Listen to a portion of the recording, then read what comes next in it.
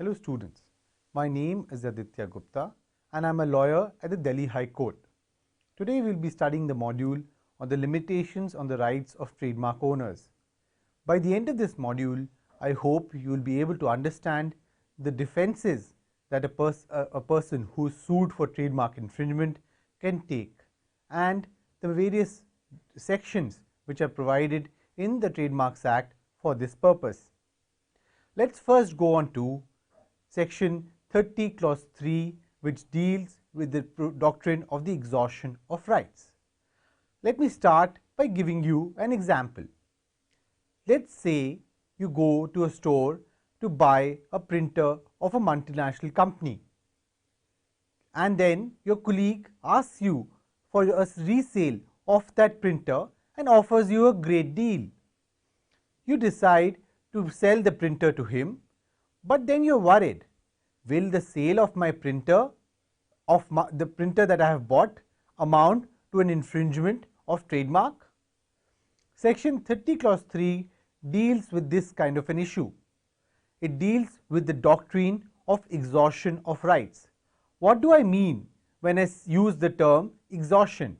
Exhaustion means, do the rights terminate or exhaust after the goods which bear that trademark have been sold for the first time. This is why this doctrine is also called the first sale doctrine. So the question to be asked is, do trademark rights continue to exist after the first sale of the goods? Also remember, when we are talking about the exhaustion of rights, it is only about exhaustion of rights in a particular set of goods, not across the goods. Therefore, even if the answer to your earlier question was in the affirmative, that is, you could sell the printer to your friend, it would not mean that the trademark rights of the trademark proprietor would be exhausted with respect to all printers. It would only mean that the trademark rights would get exhausted with respect to that particular printer which has already been sold to you. Now let's try and understand the different intricacies involved in the doctrine of exhaustion of rights. There are two types of regimes. One is national exhaustion and the other is international exhaustion. What do I mean by these terms? Well, it is important for you to first understand that the laws in most countries, including the law in India, recognizes that there needs to be some sort of exhaustion. That is, whether national or international. The debate really revolves around the geographical extent of exhaustion of rights. Let's deal first with the doctrine of international exhaustion. If the doctrine is considered to be one of international exhaustion, then goods bought anywhere in the world would lose their trademark rights in India as soon as the first sale is made. So, for instance, you bought a printer in Singapore and then imported the same into India and then sold it to your colleague in India. That would mean if the doctrine of international exhaustion is adopted, that sale would not be trademark infringement. Of course, it is important to remember that when we talk about exhaustion of rights, it's not usually with respect to an individual consumer like you. Many businesses are based on this business model wherein goods are bought in another country where they're sold at a cheaper rate and then imported into India and then sold in India. And that is why this doctrine becomes relevant, because it is not only about individuals but about businesses. Let's now go on to the doctrine of national exhaustion. If India adopts the doctrine of national exhaustion, then we would say that the printer purchased in Singapore cannot be sold in India without the consent of the trademark proprietor. However, a trademark bought in Bombay can be sold in Delhi without the consent of the trademark proprietor. Therefore, national exhaustion means that the geographical extent of the trademark rights would be limited to India, and a proprietor does not lose trademark rights when the goods are bought in other countries. The big question is, does India follow international exhaustion or national exhaustion? The relevant provision that you need to look at for this purpose is section 30 clause 3. Unfortunately, the section itself does not really specify whether India follows national exhaustion or international exhaustion, and therefore we are left to judges to interpret the intention of the legislature and come up with this really important answer. The Delhi High Court has dealt with this provision in the Samsung versus Kapil Wadhwa case. The single judge of the Delhi High Court, Justice Manmohan Singh, held that India follows the rule of national exhaustion. In this case, the Delhi High Court was considering the question whether goods imported by the proprietor, by the defendant from abroad, can be sold in India without it being considered infringement of Samsung's trademark. The goods involved in this case were also printers, and they were being sold commercially by the importer who had got the goods from abroad. Also, it's important to note that these printers were being sold at a much cheaper price as compared to the price at which Samsung is offering its printers in India. The Delhi High Court decided this matter in two phases. First, at the lower court level, a single judge of the Delhi High Court, Justice Manmohan Singh, decided this issue and held that by a reading of section 30 clause 3, it seems that India follows the principle of national exhaustion. He relied on the decisions of many countries and also looked at several policy considerations before reaching his decision.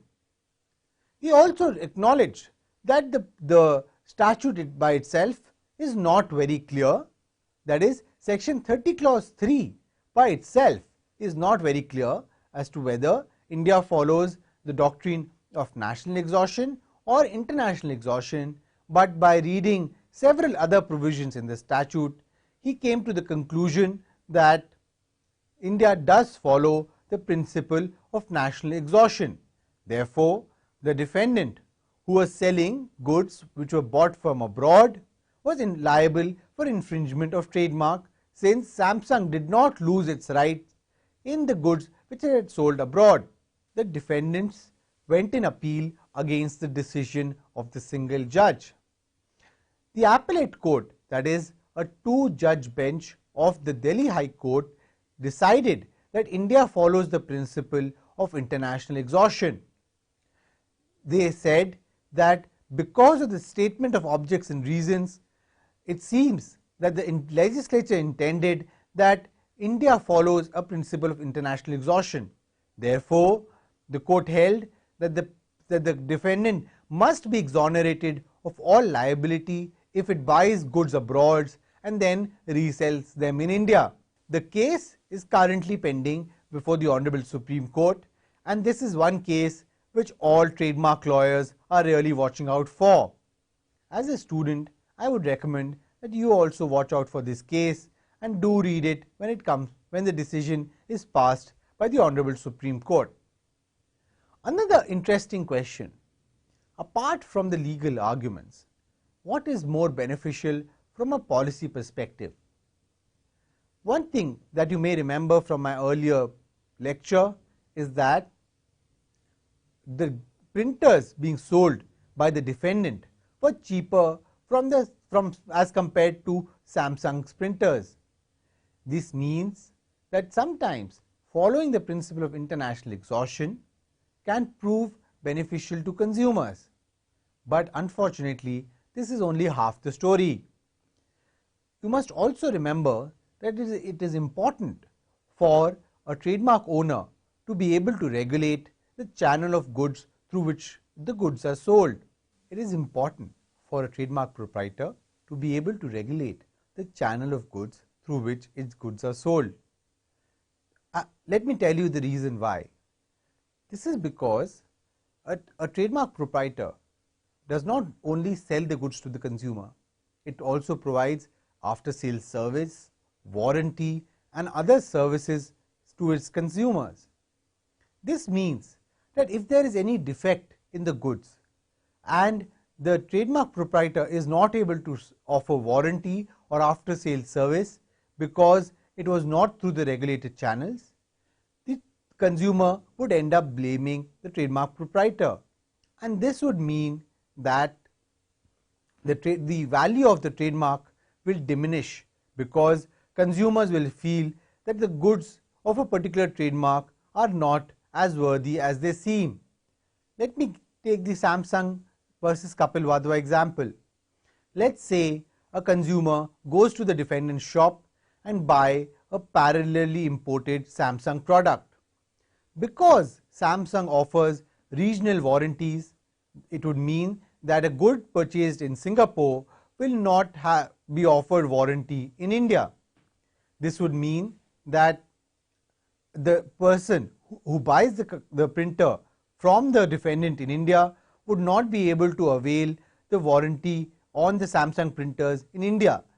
Therefore, if there is any defect in the Samsung printer or if the consumer needs any after-sales service and if he is not able to get it because of this difference in regional warranty, the consumer would not blame the defendant. The consumer would in fact blame Samsung, and Samsung's value, Samsung's brand value and trademark would both be diluted. This is why, while trademark exhaustion does allow consumers to buy goods cheaply, it may also in certain cases cause harm to the trademark proprietor, and this is why companies like Samsung and many other companies who operate internationally are hoping and are looking towards the Supreme Court towards holding that India follows the principle of national exhaustion. Let's wait and watch and see what the future holds.